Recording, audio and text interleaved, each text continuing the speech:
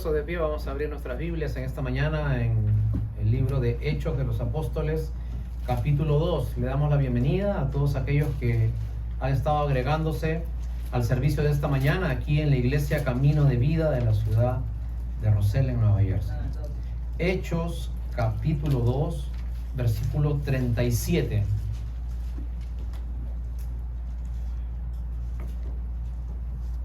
Hechos de los Apóstoles, capítulo 2, versículo 37.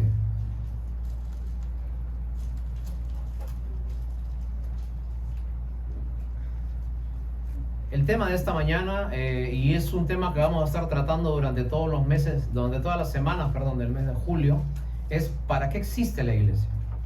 Ese es el tema que vamos a tratar el día de hoy. ¿Cuál es el propósito de la iglesia? ¿Para qué existe? ¿Cuál es su función? ¿Por qué está dentro de la sociedad? ¿Por qué en todos los países siempre hay una iglesia? Y eso es lo que vamos a tratar de estar desarrollando con la ayuda del Señor durante esta mañana, basado en este pasaje de Hechos, capítulo 2, versículo 37. Si usted lo tiene, hágamelo saber diciendo amén. Amén. La palabra del Señor dice así: al oír esto se compungieron de corazón y dijeron y a Pedro y a los otros apóstoles: varones hermanos, ¿qué haremos? Pedro les dijo: arrepentíos y bautícese cada uno en el nombre de Jesucristo para perdón de pecados y recibiréis el don del Espíritu Santo. Porque para vosotros es la promesa y para vuestros hijos y para todos los que están lejos, para cuantos el Señor nuestro Dios llamare. Y con otras muchas palabras testificaba y exhortaba diciendo: sed salvos de esta perversa generación. Así que los que recibieron su palabra fueron bautizados, y se añadieron aquel día como 3,000 personas, y perseveraban en la doctrina de los apóstoles, en la comunión unos con otros, en el partimiento del pan y en las oraciones. Y sobrevino temor a toda persona, y muchas maravillas y señales eran hechas por los apóstoles. Todos los que habían creído estaban juntos y tenían en común todas las cosas, y vendían sus propiedades y sus bienes y los repartían a todos según la necesidad de cada uno, y perseverando unánimes cada día en el templo y partiendo el pan en las casas, comían juntos con alegría y sencillez de corazón, alabando a Dios, teniendo favor con todo el pueblo.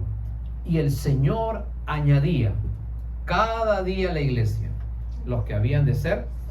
Acompáñenme en una oración, por favor, en esta mañana. Señor, te agradecemos en este tiempo en que abrimos tu palabra, y te queremos pedir, como siempre, Señor, que nosotros podamos transmitir tu palabra, pero tú pongas la bendición en ella. Tú puedas hablar, confrontar, enderezar, guiar, consolar, Señor, a todos aquellos que han venido. Muchos de los que estamos aquí tenemos problemas, dificultades. Muchos de los que estamos aquí tenemos algo que nos tapa la alegría totalmente y hace, Señor, que nuestra vida no pueda estar de acuerdo como tú quieres. Hoy día te pedimos, Señor, que tu palabra, que es como una espada, pueda partir, Señor, lo que es del alma y lo que es del espíritu, lo que es terrenal y lo que es celestial, lo que es de mis emociones y lo que es tus pensamientos, con el propósito que podamos entender una verdad que antes no conocíamos. Quedamos en tus manos en el nombre de Jesús. Amén. Pueden tomar asiento, muchas gracias.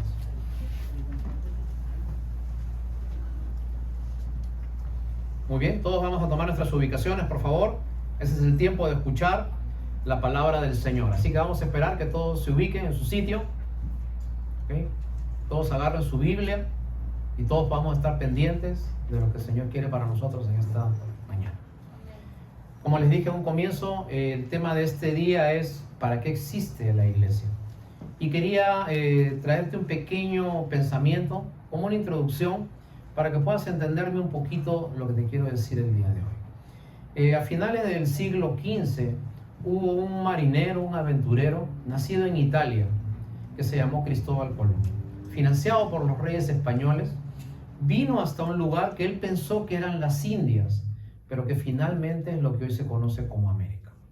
Unos años más tarde, muchas personas, al ver lo que había hecho Colón, comenzaron a hacer lo mismo. Y a comienzos del siguiente siglo, vino un explorador llamado Francisco Pizarro. Francisco Pizarro llegó hasta las Américas y llegó hasta lo que hoy se conoce como el país llamado Perú. Perú en ese entonces estaba gobernado por el Imperio Inca. El Imperio Inca era tan grande territorialmente que abarcaba lo que hoy es Ecuador, Perú, Chile, parte de Argentina y algo de Bolivia. Toda esa extensión tenía el Imperio peruano. Ahora, lo increíble fue que en pocas semanas el Imperio Inca, que tenía 50.000 habitantes en el lugar donde llegó Francisco Pizarro, fue totalmente conquistado por Pizarro y 200 hombres. La pregunta es que se hacen los historiadores: ¿cómo se puede conquistar a un pueblo de 50.000 personas en una localidad con 200 hombres? ¿Tú crees que con 200 hombres, soldados, puedes conquistar a 50.000 personas? Tácticamente es imposible. ¿Cómo lo hizo Pizarro? Muy sencillo, con unos pequeños regalitos. Algo extraño que los incas nunca habían visto.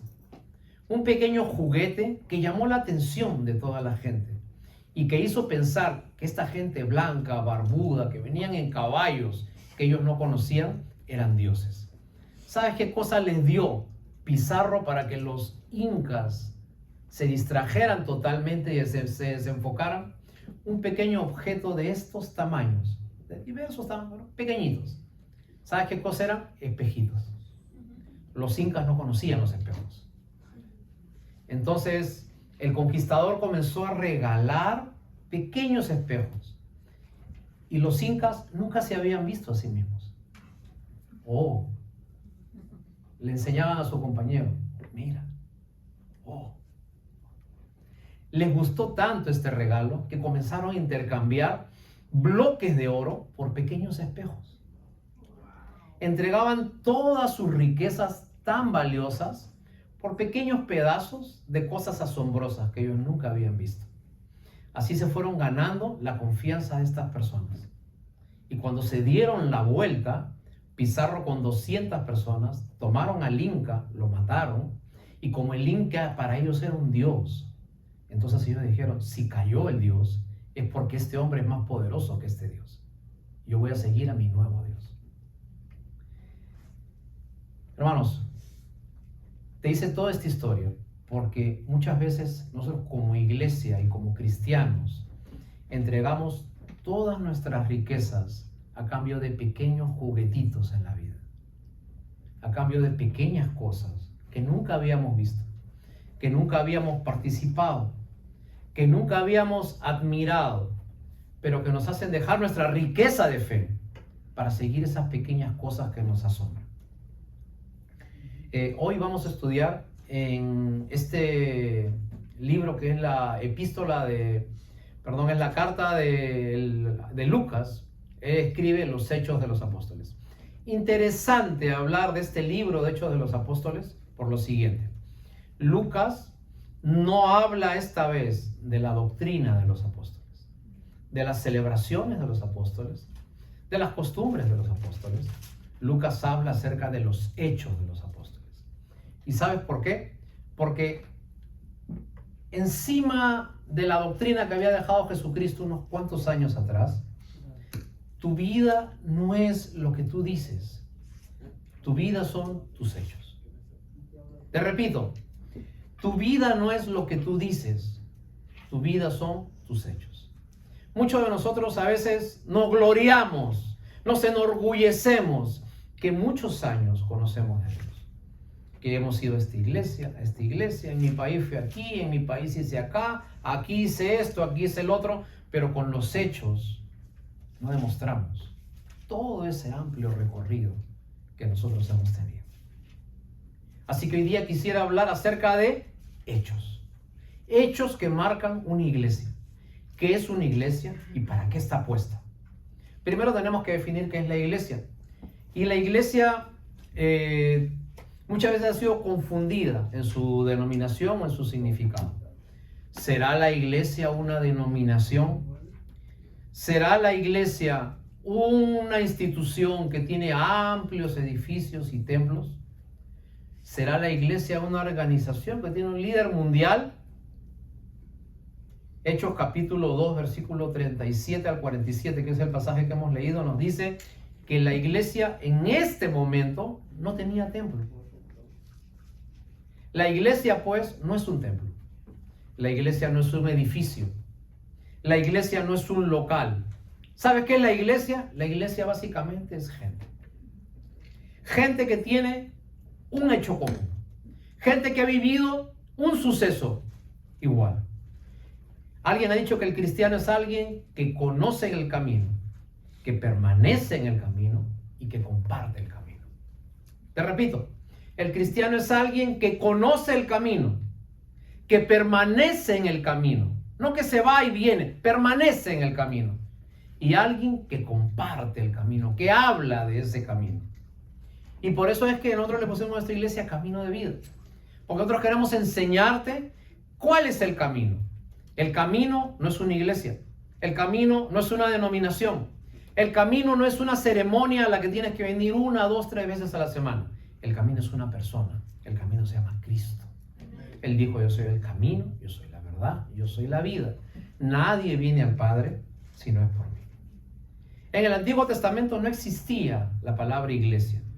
Tú comienzas a buscar versículo por versículo en el Antiguo Testamento la palabra iglesia y jamás se nombra esa palabra. La palabra iglesia fue dicha por primera vez por el Señor Jesús en Marcos 16, 18, cuando dijo: sobre esta roca, sobre la confesión de Pedro, yo edificaré, y él dijo, la iglesia, ¿no es cierto? Yo edificaré la iglesia, dijo él, yo edificaré mi iglesia. Y con esa sentencia Jesucristo está diciendo: la iglesia es mucha gente con un acto de fe en común, pero yo soy el que mando acá.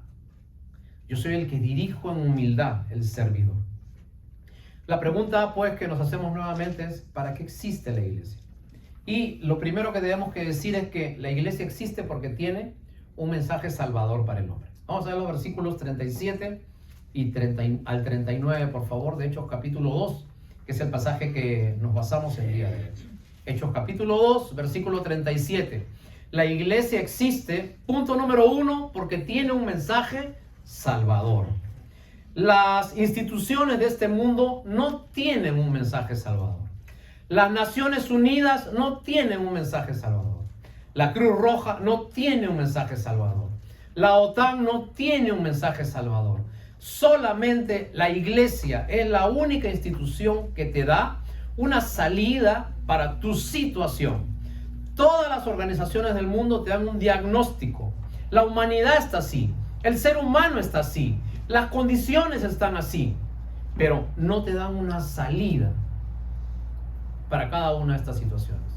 La iglesia apela a un mensaje salvador, porque todas las respuestas del ser humano finalmente están en su corazón.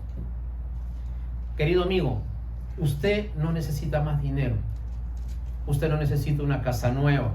Usted no necesita un viaje. Usted no necesita unas vacaciones. Primeramente lo que usted necesita es un buen corazón. Y un corazón cambiado, transformado, hecho nuevo por Jesucristo. Porque si usted no tiene un buen corazón, si usted no tiene un corazón salvado, entonces todas las cosas que vengan encima no le van a hacer ningún efecto. Porque va a haber un vacío tan grande en su corazón que no lo va a poder llenar con nada. Hechos capítulo 2, versículo 37, vemos al apóstol Pedro predicando y dice: al oír esto se compungieron de corazón, su corazón se sintió con tristeza. Y dijeron a Pedro y a los otros apóstoles: varones hermanos, ¿qué haremos? Y Pedro les dijo: arrepentíos y bautícese cada uno de vosotros en el nombre de Jesucristo para perdón de los pecados, y recibiréis el don del Espíritu Santo. ¿Qué cosa nosotros hacemos cuando somos confrontados con el mensaje de Dios? Ponernos tristes no es suficiente. Darnos cuenta no es suficiente. La Biblia dice: el mensaje del credo apostólico es: arrepiéntete. ¿Sabes qué cosa es arrepentirse? Arrepentir es dar una media vuelta, 180 grados, y mirar para el otro lado. Si antes ibas por acá, ahora le das la espalda con el fin de seguir otra cosa. Y el arrepentimiento es la base de la vida cristiana. Querido hermano, si usted no se ha arrepentido de corazón, si usted no siente pesar por su situación, si usted nunca siente tristeza por no seguir las cosas de Dios, si le va y le viene, ir hoy día, venir hoy día, seguir a Dios, no seguir a Dios, usted no se ha arrepentido. Así que el primer mensaje que dio Pedro y que damos nosotros es: arrepiéntase. Arrepentirse es volver la espalda a todas aquellas cosas que usted antes seguía con gusto. Y eso significa, en términos prácticos para usted, bloquear a gente en su teléfono que de repente ya no le conviene. Ahora le da la espalda y comienza a seguir a Dios. Dejar esas amistades que lo llevan por aquí y por allá y que de repente lo divierten, pero que lo alejan de su vida espiritual. Usted le da la espalda y comienza a seguir a Dios. Decirle no a su propio carácter, a su temperamento, a su forma de reaccionar. Quizás usted toda la vida ha pensado de que usted, poniéndose fuerte, se imponía en la vida. Y de repente ha logrado muchas cosas, pero ¿sabes qué? Tienes infelicidad en tu hogar. Tienes infelicidad en tu entorno, porque haces lo que quieres, pero no haces lo que te conviene para tu vida. Hoy día tenemos que arrepentirnos. Y usted sabe que uno es salvo una sola vez, pero uno tiene que arrepentirse todos los días. Todos los días tenemos que arrepentirnos de una actitud, de una forma de ser, de una forma de tratar. Quizás usted ha sido una persona muy explosiva y apenas le decían algo, usted inmediatamente respondía. Y usted era hiriente, usted decía palabras groseras, palabras fuertes, que muchas veces podían herir más que un golpe. Pero cuando usted se arrepiente, usted sabe que ya no puede tratar así a las personas que viven con usted. Quizás usted piensa de que usted merece todo en la vida. Y usted sabe que es una mentira bien grande. La Biblia dice que usted no merece nada. Lo único que merece usted es irse a condenación por haber seguido una vida que lo aleja de Dios. Es todo lo que merecemos. El único que merece toda honra y toda gloria es el Señor. Y lo que tiene que hacer usted es seguir al Señor de todo corazón. Eso es arrepentirse. Y cuando usted es salvo, como dice el versículo 37, dice el 38, si usted se arrepiente y se bautiza, usted va a recibir perdón de pecados, usted va a recibir el don del Espíritu Santo. Querido amigo, mira, hay una invitación para ti, para usted que viene y escucha siempre aquí. El día que usted recibe al Señor Jesucristo en su corazón y de verdad se arrepiente, va a pasar algo milagroso a usted. Dios va a dejar una huella en su corazón. Hay huellas que nosotros no podemos borrar de la vida. Hay huellas malas y huellas buenas. Quizás sus padres se pudieron haber separado cuando usted era un niño, un adolescente.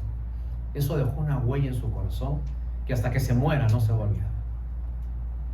Su primera relación sexual fue algo que dejó una huella en usted. Usted jamás se va a poder olvidar de eso.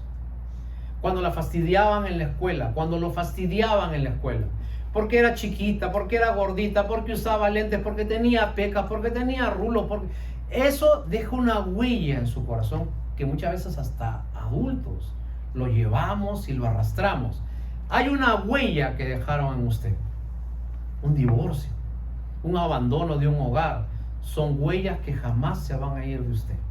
De la misma manera, hay una huella que puede quedar presente y marcada, esculpida en su corazón. Es cuando usted entrega su vida a Cristo Jesús. Dios marca una huella en su corazón. Usted es sellado, como dice la Biblia, y Dios habita en usted. Entonces usted comienza a mirar cosas que antes no miraba. Comienza a entender cosas que antes no entendía. Comienza a agradecer por cosas de las cuales antes renegaba. Y no se preocupa por lo que no tiene. Se comienza a preocupar por lo que sí tiene y da gracias a Dios por lo que sí tiene. Entonces, Dios dejando una huella. El regalo de Dios en usted, dejando una huella en su corazón. Así que me gustaría decirles que Dios todos los días está pidiéndole tener una cita personal con usted. Hay un Dios que quiere tener un encuentro contigo. Amós capítulo 4, versículo 12 dice: prepárate para venir al encuentro de tu Dios. Entonces, el primer motivo por el cual la iglesia existe es porque la iglesia tiene un mensaje salvador para cada uno de ustedes. Arrepiéntanse, cambien de actitud, den la vuelta a todo el estilo de vida que ustedes han tenido y comiencen a mirar un nuevo camino que los va a llevar a que ustedes puedan ser salvos. Segundo mensaje por el cual existe la iglesia es porque la iglesia da un mensaje de sabiduría para la vida. La iglesia no se basa solamente en dar pensamientos religiosos, sino que la iglesia también cambia tu modo de pensar y cómo asumes la vida. Primer punto por el cual existe la iglesia, ¿cuál es? La iglesia tiene un mensaje salvador.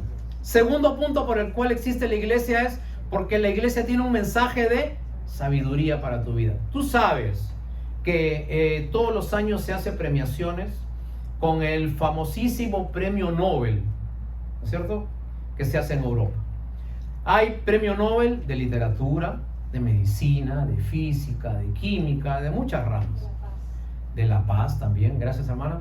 Usted sabe que el 80% de los ganadores de los premios Nobel son de origen judío. Y cuando los judíos les dicen, ¿por qué ustedes siempre ganan los premios Nobel?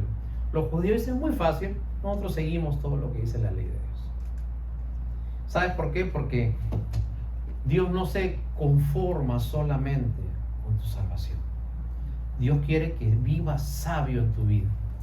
Porque si Dios quisiera que toda nuestra vida fuera el cielo, yo te doy una solución más fácil. Acepta al Señor Jesucristo y te vas al cielo inmediatamente. ¡Pah! Te vas. ¿Por qué te deja Dios en la vida 20, 30, 40, 50 años después de tomar tu decisión de fe? Porque Dios quiere que disfrutes y lo representes a Él en cada acto de Dios en tu vida. Yo siempre digo de que en el cielo vas a tener dos frases que son las mismas, pero suenan distinto cuando llegues allá.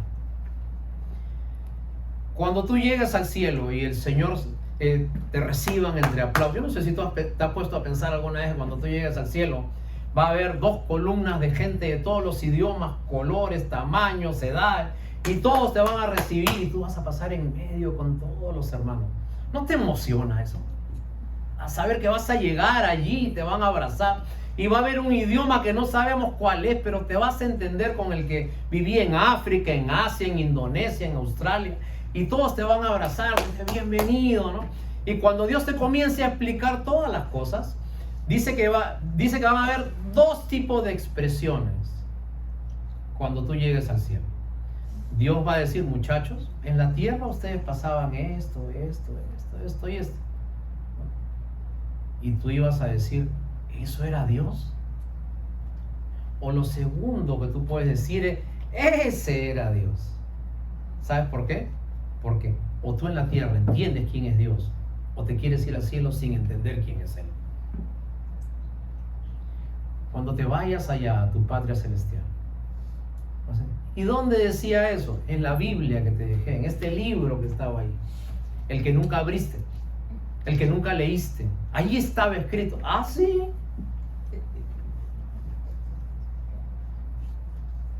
Y la otra expresión es, eso estaba en la Biblia. Eso estaba en Mateo, en Marcos, en Lucas, en los Salmos. David decía algo. Hermanos, en Primera de Corintios, capítulo 1, versículo 24, vamos a leer ese pasaje, por favor, vamos a buscar en nuestras Biblias. Primera de Corintios, capítulo 1, versículo 24. Y alguien que busque Salmos 119, 26, y yo te voy a leer los 2 pasajes. Primera de Corintios 1, 24 dice, mas para los llamados, así judíos como griegos, Cristo es poder de Dios, y Cristo es sabiduría de Dios. Te repito, para los llamados, no importa de dónde sean, Cristo es poder de Dios y Cristo es sabiduría de Dios. ¿Y sabes qué? Muchas veces hablamos de Cristo como el que da poder para salvar, pero también nos olvidamos de que Cristo es sabiduría de Dios. Salmo 119, 66 dice, enséñame, Señor, el buen sentido y la sabiduría. Mira lo que dice, enséñame, Señor, el buen sentido y la sabiduría. ¿Sabes qué cosa quiere decir esto? Que se te vea bien, que hagamos cosas sabiamente. Cuando nadie te viene a pedir un consejo, piensa algo. de repente mi vida no la están viendo de una forma en la cual me pueden pedir un consejo a mí. Pregunta, ¿la gente te pide un consejo o la gente te critica por las cosas que haces? ¿Se extraña por las decisiones tan caprichosas que haces o te alaba porque todo va bien desde que tú estás con el Señor? Y la iglesia está para darte sabiduría en la vida. La iglesia existe para hacerte pensar cómo estás llevando tu vida. Cambia la forma de ver las cosas y las cosas cambiarán de forma. Cambia la forma de ver las cosas y las cosas cambiarán de forma. Porque solo el que cree entiende. Y solo el que entiende es porque creyó. Hermanos, tenemos que hacernos responsables de nuestra vida en esta tierra. No basta con que tú conozcas al Señor Jesucristo y seas salvo. Esa es la puerta, esa es la entrada. Durante los años que el Señor te permita tener por delante, usted debe mostrar una vida sabia, una vida ejemplar, una vida que no es perfecta, pero que va avanzando poco a poco. Cuando yo tuve mis hijos, que vinieron uno detrás del otro un año siguiente, ¿no? Nació uno, al otro año nació el otro, lo llevábamos a los pediatras y me di cuenta de algo. Cada vez que los llevábamos al pediatra periódicamente, el pediatra hacía dos cosas con ellos. Lo pesaban y los medían. ¿Sabes por qué? Porque el niño, por naturaleza, debe crecer. Usted debe crecer. Usted no debe verse igual que hace 2 meses atrás. Usted debe crecer. Usted no puede verse igual que ayer. Usted debe crecer.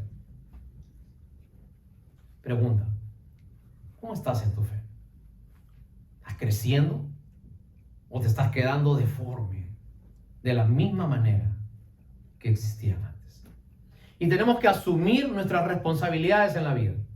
Hay cosas que andan mal porque usted las hace mal. Hay cosas que hace mal porque usted no está dispuesto a perdonar. Porque le echa la culpa a los demás de lo que le pasa. Porque se centra en que su infelicidad es una persona. Es un suceso. Es algo que me pasó hace 10 años, 20 años. Permíteme decirte algo. Asume tus responsabilidades. Voy a contar una historia, ¿ya? Pero por favor, no le cuentes a nadie, güey. ¿Está bien? Así que quede entre ustedes. Miren. Yo aprendí a asumir responsabilidades cuando tenía 5 años. Y te explico cómo. Escúchame, ¿eh? No le cuentes a nadie, por favor. Yo vivía en un sitio donde había una vecinita que era un poquito más grande que yo. Y un día esa vecinita, yo tenía 5 años, ¿ah? ¿No? Siempre jugábamos y todo, y un día me agarró la mano. Y me dice, ¿sabes qué? Ahora somos novios. Le digo, ¿por qué? Porque me has agarrado la mano. Y yo no entendía eso que me dijo. Entonces, yo llegué a mi casa y tengo novia. 5 años, ¿no? Tengo novia. Entonces yo hablé con ella y le dije, ¿sabes qué? Yo no quiero ser tu novio. Entonces tienes que hablar con mi papá porque yo le dije ya que tú eras mi novio. Y yo me escapaba siempre de la niñita, ¿no? Hasta que un día entro por el patio porque éramos vecinos y la chica me acorrala así. Se para ahí y ya no puede ir a ningún sitio. Y miré ahí a mi novia. Y la chica me miró y nunca voy a olvidar lo que me dijo, ¿no? Me miró a los ojos y me dijo, anda y ve. Te está esperando, anda y ve. No lo hagas por mí, que al fin y al cabo somos solo amigos. Entonces, en ese momento hice lo que todo niño de 5 años maduro y responsable debía hacer. Salí corriendo. Y corrí, porque no me quería casar. Tenía 5 años. Y desde ese momento entendí qué cosa era una responsabilidad. No le toqué la mano a una niña como hasta que me casé, ¿no?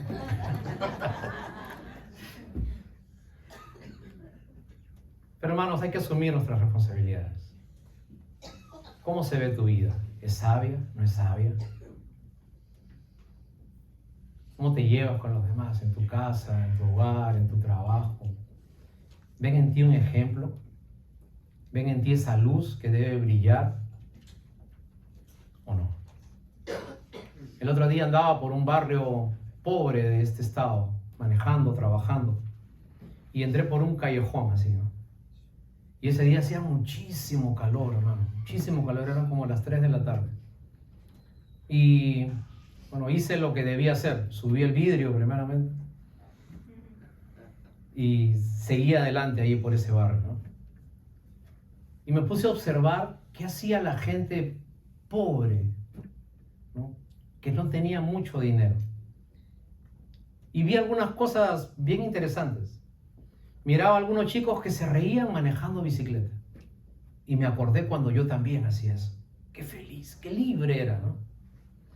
Vi a otro muchacho que estaba así, apoyado contra una pared. Y una niña estaba al lado de él, que me imagino que era su enamoradita. Y su cabeza la ponía así sobre el tiempo detenido ahí. Vi que 2 muchachos salían con una manguera, tendrían 6, 7 años, y se comenzaban a echar agua.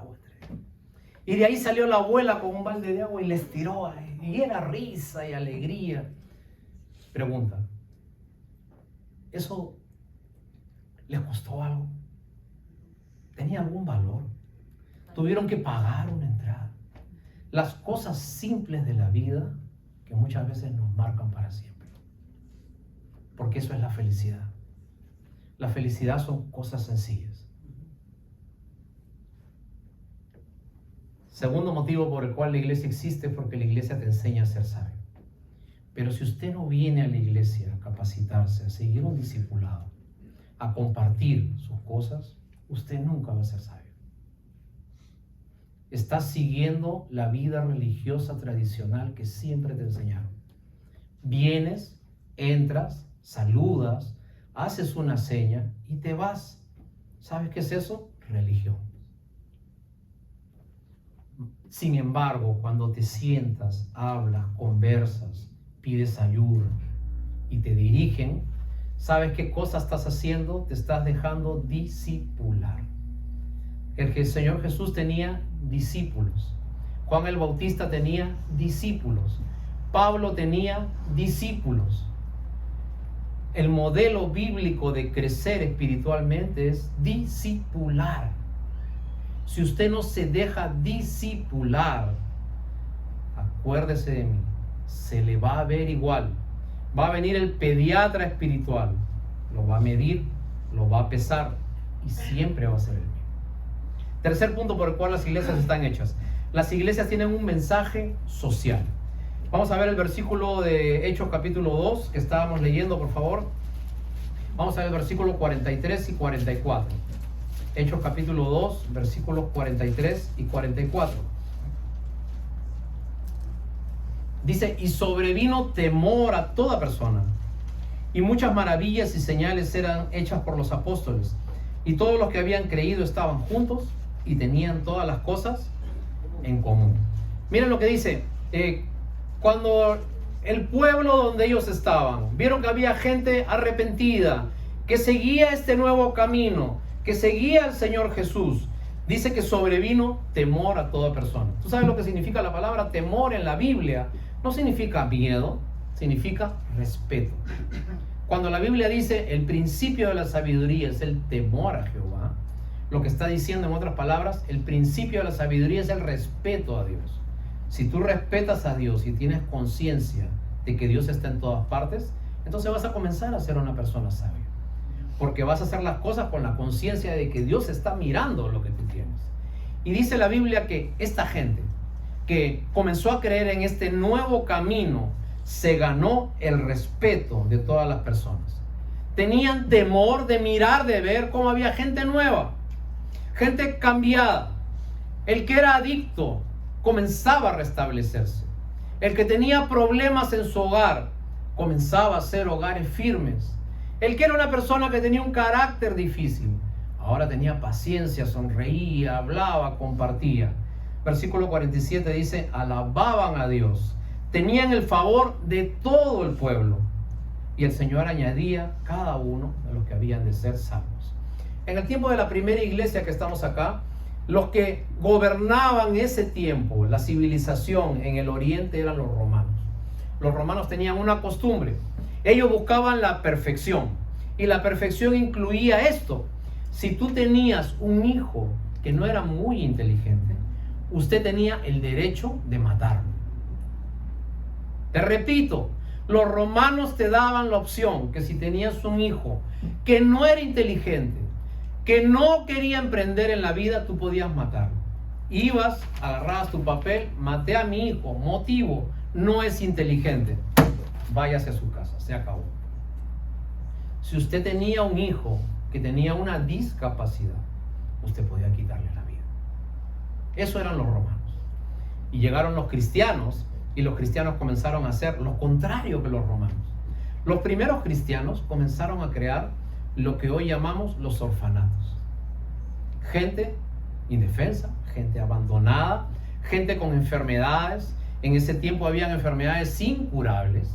Y los cristianos comenzaron a hacer refugios para que en lugar de ser tomados por los romanos y muertos, los cristianos los llevaban a distintos sitios y los ponían, los colocaban y les daban comida, los trataban y hacían que tengan una vida digna. ¿Qué había pasado? Gente que había entendido el valor de la vida, que el ser humano era hecho a imagen de Dios. Eso hizo que se ganaran el respeto de la población. Eso hizo que la gente dijera, oh, el emperador mata a la gente. En cambio, los cristianos cuidan a mi gente. Entonces, cuando ellos comenzaron a hacer sentido de que era mejor seguir una vida sin Dios o una vida con Dios, ellos dijeron, yo sigo este Dios de esta gente que sin conocer al discapacitado, lo ayudan, lo levantan y tienen misericordia de él. Dice la Biblia que todos juntos se alentaban, vivían en comunidad, oraban. Había un desprendimiento material.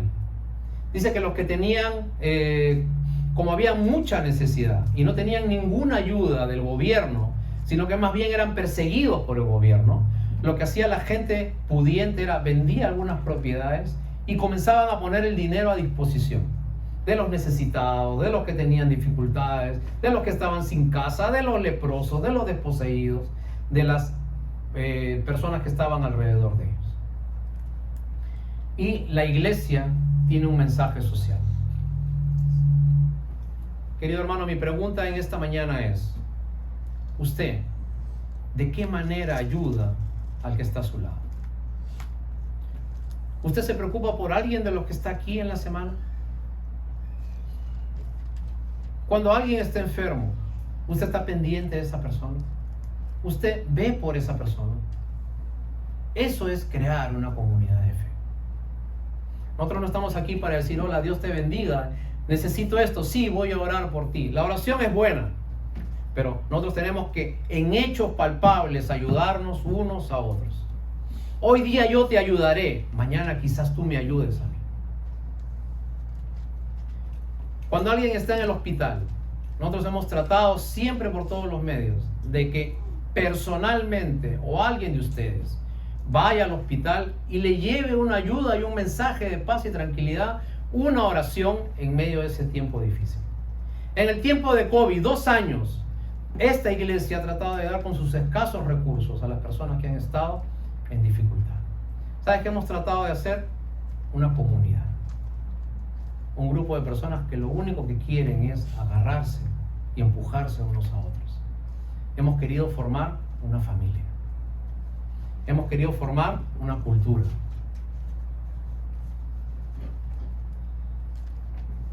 Y si ustedes nos dejan, y si ustedes nos permiten, nosotros vamos a estar con ustedes en cualquier situación. Pero déjense ayudar. Hay personas que cuando pasan un problema se encierran, no se dejan ayudar.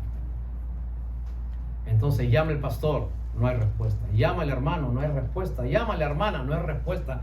No se dejan ayudar.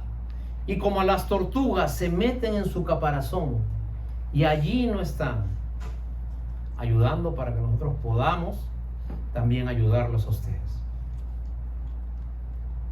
Este mes en los Estados Unidos, el mes de junio, siempre se ha hecho por tradición que el mes de junio es el mes de las graduaciones y es el mes de los matrimonios en los Estados Unidos, ¿no?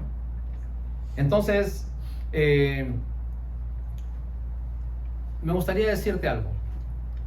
Para que usted se gradúe de la escuela primaria, usted tiene que pasar un examen, una prueba. Usted tiene que estar aprobado. Para usted graduarse de la escuela secundaria, para usted graduarse de una universidad, usted tiene que pasar un examen, una prueba. Usted tiene que estar aprobado. Si usted va a entrar a una entidad deportiva como atleta, usted lo mínimo que tiene que pasar es un examen físico. Usted tiene que estar aprobado. Tú sabes que en la vida también tienes que estar aprobado en algunos tiempos. ¿Quién te ha enseñado? ¿Quién te ha dicho que en la vida no hay que pasar pruebas? En la vida tenemos que pasar pruebas, pero la idea de pasar las pruebas es ser aprobado. Alguien ha dicho que las pruebas en tu vida son los ascensos que Dios te da. No sé si me dejas entender esa idea. Cada vez que pasas una prueba no es para que llores, es para que tú puedas agarrar fuerzas y seas aprobado. Imagínate que vas a dar un examen de tesis, te pones delante de un grupo de personas sabias de la universidad y te hacen una pregunta. Estás en tiempo de prueba. Si no pasas la prueba, no te gradúas, no te aprueban la tesis. Pero si pasas la prueba, te gradúas. Imagínate si te hacen una pregunta y a la primera pregunta que te hacen, te pones a llorar. ¿Te van a dar tu tesis o no? Ahora, lo más triste es que si te quieres graduar, de nuevo vas a tener que pasar la prueba. Yo en la universidad estudié ingeniería económica. Había un curso que estaba bajo maldición, decían todos mis amigos, ¿no? Ese curso se llamaba geometría descriptiva. Y veían las cosas en 3D, 4D, te movían los ángulos. Terrible, hermano, ¿no? Y cuando entré a esa clase, todo el mundo me decía, pobre Fernando que va a entrar a la geometría descriptiva, ¿no? Y todos los que entraban eran gente mucho mayor que yo, ¿no? ¿Y qué tal es el curso? Bueno, esta es la quinta. ¿La quinta qué? La quinta vez que lo llevo. Esta es la cuarta vez que lo llevo. Esta es la tercera vez que lo llevo. ¿Ok? Ahora, ¿sabes qué? Hasta que no aprobaras geometría descriptiva, no te podías graduar. ¿Sabes qué cosa pasa? Cuando tú tienes una prueba y no pasas ese examen, te lo digo así bien simple, de nuevo vas a volver a tener el mismo problema. Un ratito, el mismo examen. ¿Me dejo entender? De nuevo vas a pasar por el mismo examen. Pastor, siempre lo mismo, siempre el mismo problema. ¿Sabes qué pasó? No has pasado la prueba. ¿Sabes qué cosa hice yo cuando entré a geometría descriptiva? Me junté con los que más sabían. Y terminando la clase iba a la casa de ellos. Y les llevaba comida, les llevaba helado, les llevaba cosas. ¿Para qué? Para entrar a ese grupo de personas muy inteligentes y me comenzaban a enseñar ellos. No, esto es así, así, así, así, así. ¿Qué pasa? A la primera pasé geometría descriptiva. ¿Pero por qué? Porque me junté con personas que sí sabían. Usted tiene un problema en la vida, júntese con el que sabe. Porque la iglesia está puesta para mostrar un Salvador, para mostrar sabiduría y para dar un mensaje social de comunidad. Último, la iglesia ha trascendido a través de todos los tiempos. La iglesia se fundó hace más de 2000 años y hasta ahora la iglesia es utilizada por los gobiernos de todos los países cuando hay desastres, cuando hay inclemencias. Y las iglesias son las que muchas veces reciben fondos para repartir a la población, porque se supone y se cree que la gente de la iglesia es gente de confianza y de fe. Y se utilizan los templos, las instalaciones, para que las iglesias puedan a su vez dar los fondos o las ayudas o los beneficios para la gente común. ¿Dónde repartían muchas veces los víveres el gobierno cuando había el COVID aquí? En las iglesias, en los templos. ¿Okay? Que las personas de las iglesias, que eran personas de buen corazón, sean los encargados de administrar correctamente todo lo que llegaba. ¿Qué es eso? Un empuje social, un impacto social. No se lo puedo dar a cualquier persona, no se lo puedo dar al vecino, se lo tengo que dar a alguien que por lo menos me garantice un mínimo de moralidad. Eso es la iglesia, eso es la gente de la iglesia. Último, la iglesia existe porque tiene que dar un mensaje de esperanza.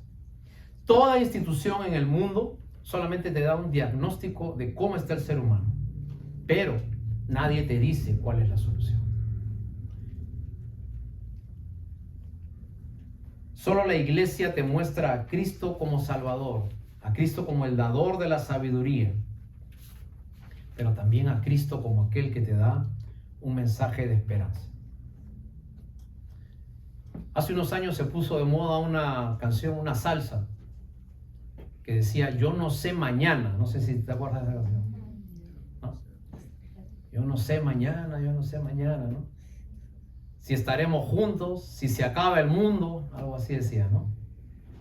Entonces, y eso es la vida. Yo no sé mañana si tú me verás o no me verás. No puedes salir, te atropella un auto, se murió, pasó.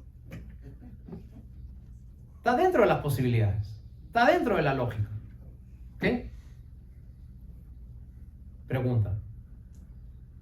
Todo este tiempo que estás transitando en esta iglesia, ¿has pasado por ese mensaje salvador? ¿Has tenido un encuentro personal de fe con Jesucristo? Segundo, ¿estás viviendo una vida sabia? Tercero, ¿estás impactando a la sociedad, al lugar donde tú te mueves, al sitio donde tú estás? Mañana, 4 de julio, se celebra un año más de la independencia de los Estados Unidos, 1776. Pregunta, ¿qué ve la comunidad en esta iglesia? ¿Qué ve tu familia en ti? ¿Ven cambios? ¿O ven simplemente gente religiosa que viene, aplaude, canta, levanta la mano, una Biblia en el brazo, y después tienen una vida desastrosa en todo sitio donde se mueven? La Biblia existe porque tiene un mensaje salvador. ¿Lo compartes? La Biblia exige porque tiene un mensaje de sabiduría. Tomas buenas decisiones. La gente te teme. Cuando digo temes, te respeta. No, este hombre... Mira, yo te cuento algo. Y por favor, quiero que me lo tomes de bien. No quiero que pienses que el pastor... Yo cuando voy a la mayoría de mis clientes, a mí no me cuentan las cajas. A veces llevo 100 cajas de cosas, pero tienes que sacar lo anterior para... Ponlo, Fernando. Ponlo. A veces me dan cheques en blanco, Fernando. No, tú sacas la cuenta y llenas el cheque. Pero es que yo no puedo hacer eso. No, hazlo. No puedo hacer eso. Ahora, ¿sabes qué significa eso? Significa confianza. Que te respetan. Pregunta, ¿cómo te ve la gente a ti? ¿Te respeta? ¿Te teme? La Biblia tiene un mensaje social. ¿Sigues las leyes? Cuando manejas, respetas las luces, respetas los stops, dejas pasar a los viejitos cuando quieren pasar. Cuando ves una señal que dice que des preferencia al peatón, ¿aceleras más rápido o paras? ¿Pagas tus impuestos?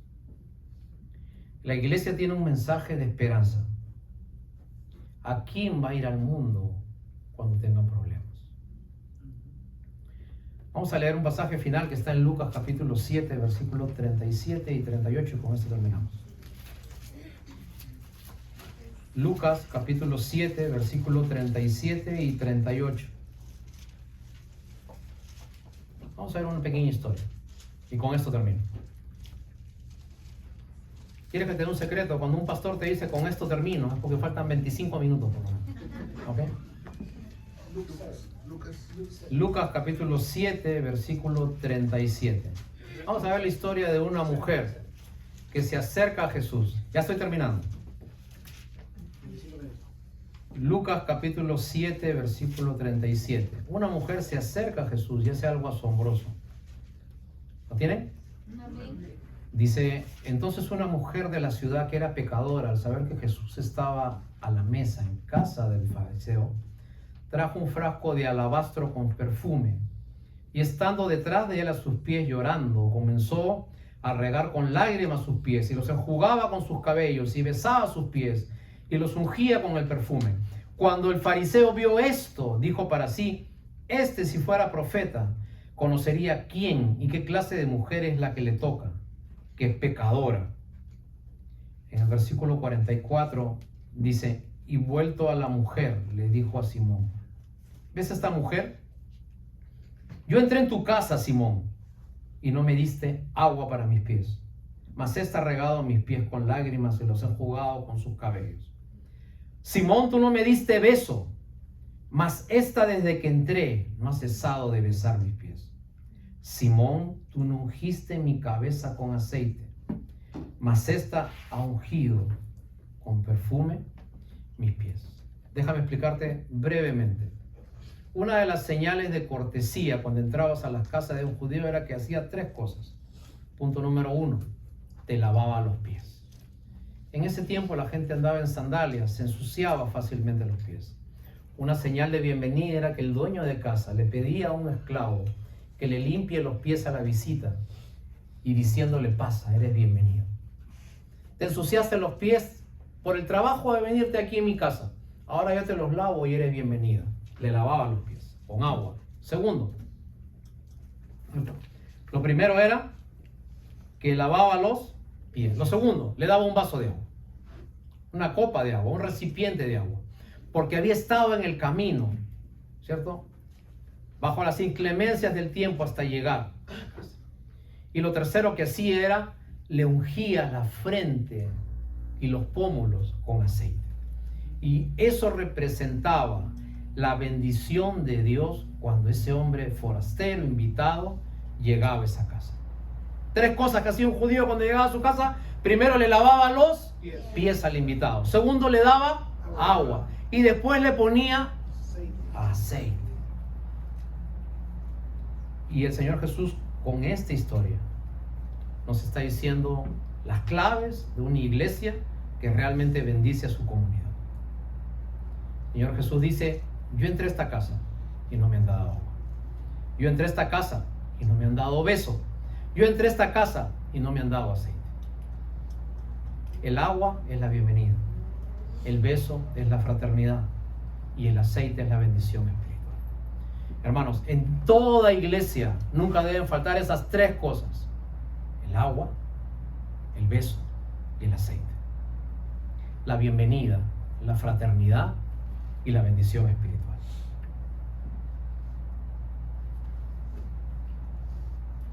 Para ustedes, iglesia que están aquí, muchas veces, volviendo a la introducción que hicimos, perdemos nuestra visión como iglesia, porque teniendo el tesoro más grande que tiene un cristiano, que es el evangelio, hacemos lo mismo que hacían los incas. Cambiaban sus tesoros por pequeños espejitos, por pequeñas modas, por pequeñas diversiones, por pequeñas pizcas de placer que encontramos en el mundo, en la vida.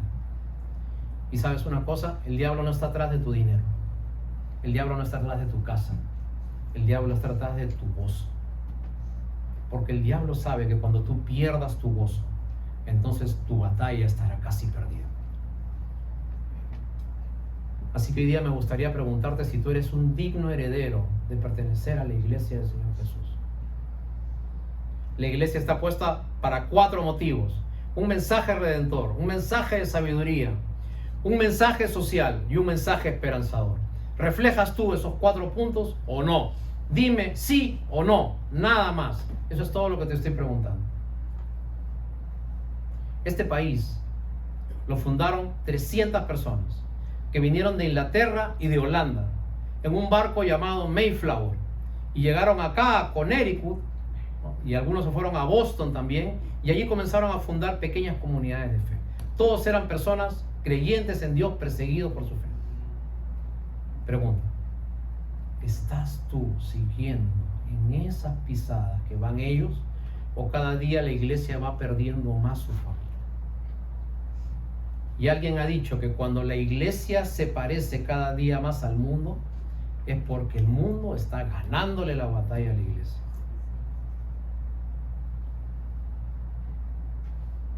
Iglesia es gente. Iglesia eres tú, iglesia soy yo.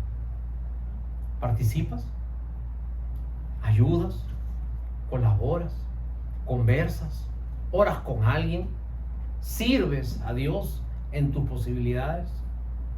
¿O simplemente estás siguiendo tu vida a tu ritmo, a tu forma? Y ese es el mensaje que tiene el Señor para nosotros. Para eso existen las iglesias. Ese es el propósito por el cual Él vino. El Señor es la cabeza y nosotros somos los participantes de esa cabeza. Un cuerpo. Que debemos estar unidos para seguir todo lo que el Señor se propuso cuando estuvo en este mundo. Así que hoy día te pido que por favor entiendas bien una cosa. Yo creo que es un error bien grande este último tiempo, hermano. Hace 20 años que vengo escuchando esto. Quiero ir a esa iglesia para ver qué recibo allí. Quiero ir a esa iglesia para ver qué me dan allí. Quiero ir a esa iglesia para ver qué aprendo allí. Y yo te tengo una noticia. La iglesia no está para ti. La iglesia no es una opción para ti. La opción eres tú. El Señor va a seguir corriendo con su iglesia y va a seguir trabajando con esta y con todas las iglesias que hay. Contigo o sin ti. Quiera participar o no. Quiera servir o no. Y si usted no quiere participar, el Señor va a traer a alguien más que va a hacer lo que tú debías haber hecho. ¿Por qué no hacemos de esta iglesia un sitio que alumbre esta esquina? ¿Por qué no hacemos de esta iglesia un lugar donde cuando la gente entre pueda haber ese ambiente de amistad que hay? Y que el Señor, cuando estemos delante de Él, diga: esa es mi iglesia. Dio agua, dio beso y dio aceite. Dio ayuda, dio fraternidad, y la presencia del Espíritu Santo estaba allí metida. Y entonces tú entenderás para qué existen las iglesias. Vamos a ponernos de pie, vamos a dar gracias al Señor por su palabra el día de hoy.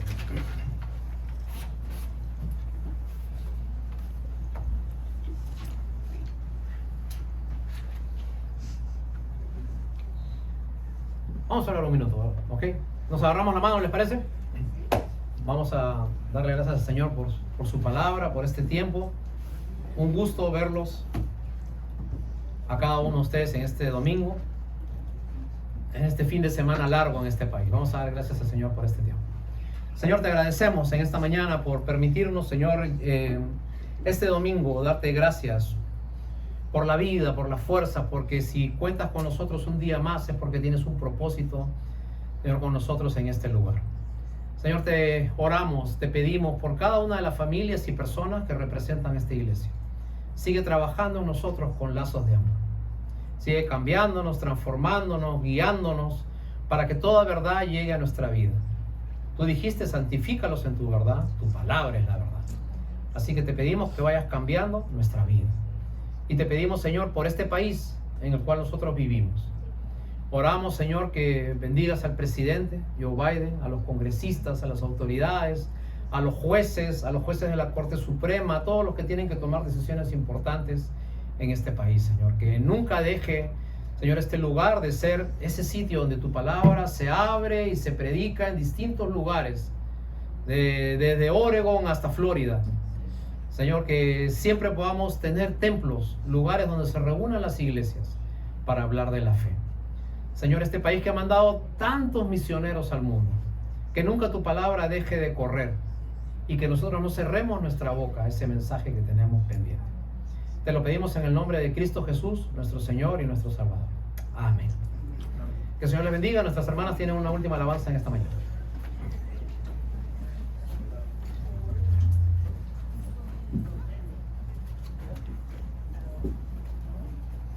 Gloria a Dios. Santo es tu nombre, Señor.